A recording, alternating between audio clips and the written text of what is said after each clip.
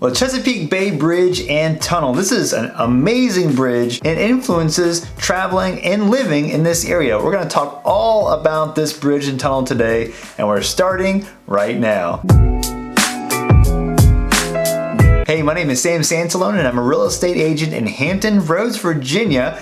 And if it's your first time, welcome. Exciting. Hit that subscribe button, hit the like button. That really tells the YouTube algorithms that I'm doing a great job. And I've helped people from all over the world move into this area, and I love doing it. Well, today we're talking about the Chesapeake Bay Bridge and Tunnel. We're going to talk about what it means, like why do we have this bridge at all? What's the history behind it? And also what's the impact for you as a new person moving here or person living here? And we'll talk about some of the cool features about this bridge, as well as the cost of driving the bridge, because there is a cost, and the time you'll save by taking this bridge as opposed to other routes down south. It's a bridge and tunnel together. It's a long bridge over 17 miles that stretches from the eastern shore of Virginia, and it connects that section where Cape Charles, another historic vacation spot, is, down south into the Hampton Roads area, the south side where Virginia Beach, Norfolk, Chesapeake are located. And it's been featured on Modern Marvels on the History Channel. So before this bridge and tunnel were built, there was a road called the Ocean Highway that went down into Jacksonville, Florida and stretched all the way up into New Jersey. But the thing that connected the top part of the Ocean Highway down into the eastern shore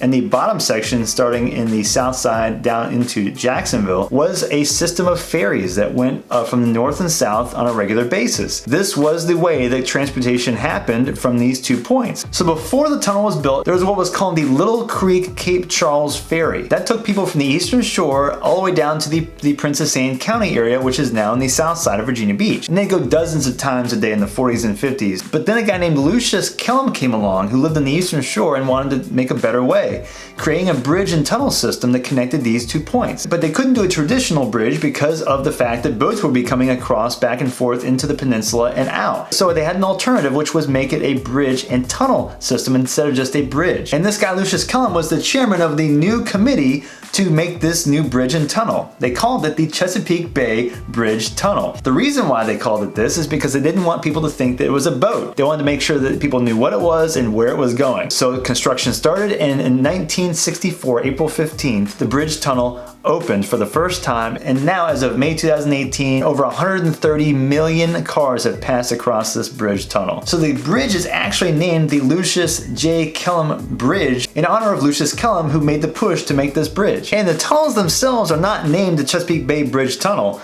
It's the Thimble Shoal Channel Tunnel and the Chesapeake Channel Tunnel. So as you go through both tunnels going from the south side to the eastern shore, there's just before you get to the shore, there's a third overpass. It's a bridge where boats can go underneath. So instead of going way out into the water, smaller boats can go right underneath this overpass and save some time. And as you drive up the bridge, you'll see, boats, fishermen casting lines out on their boats. Right as you get across the bridge onto the eastern shore, to the right there's what's called Fisherman's Island, which is a kind of a cool picturesque area. And if you go to the left, there's a little lookout section so you can pull over and just watch and enjoy the view from the bridge. So it goes from Route 13 down from the eastern shore and connects right where you see Northampton Boulevard. So Northampton Boulevard goes right directly through Norfolk and Virginia Beach. So when you drive from the bridge into the inland on the south side and you look on the coast, you see Chicks Beach. That's where Chicks Beach is. And I did a video about Chicks Beach, and I'll throw it up here if you want to know more about that. But you can see the entire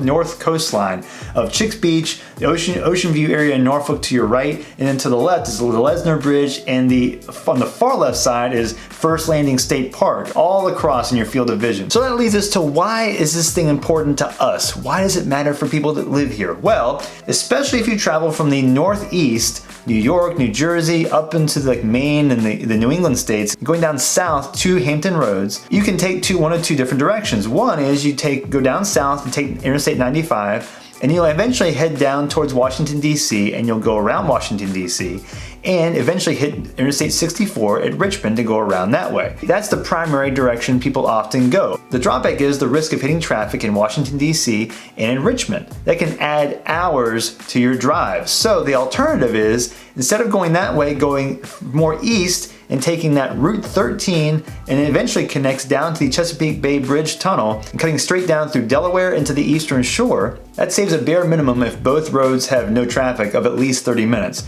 But if there's any traffic in Washington, D.C. or Richmond, and you can best be assured that that is a high probability, that it could take an hour, 2 hours, 3 hours longer or more to go the Washington, D.C. side as opposed to the Chesapeake Bay Bridge-Tunnel side in Route 13. However, the drawback is there is some cost to it. That cost is a little hefty. It's gonna feel kind of hefty, like, oh. So if you drive across one way across the bridge in peak times, it's gonna cost you $18. If you come back within 24 hours during peak times, they only cost you $2 to come back. However, in off-peak times, it's $14 the first way, and then within 24 hours to come back, it'll cost you $6. So either way, it costs you $20 if you go up and back in one day. But if it's just one way down, one way back, it's gonna cost you $14 or $18 each way. So it's kind of expensive, but if you're trying to save time, it's definitely money well spent, especially if you avoided traffic in Washington, D.C. And the peak time is between May 15th and September 15th. And even now, 2020, there's still construction happening, revamping the bridge and tunnel. As you can see here, there is some construction that's been scheduled and started and won't complete until 2023. And there's another whole project for this tunnel and bridge that will happen in the mid-2030s. And I'll drop a link below about that too. It's just not as fun of a road to go down. It's more country. If you do like the city, like Washington, D.C., Richmond, you want to stop in different places, there's just not as much on that side because it's mostly country. And another drawback to this bridge and tunnel is that it's long, and if you don't like bridges and tunnels, this is not the way to go. I know people that have avoided driving this bridge and tunnel because it's so long, and so once you get off of the main road and you hit the bridge,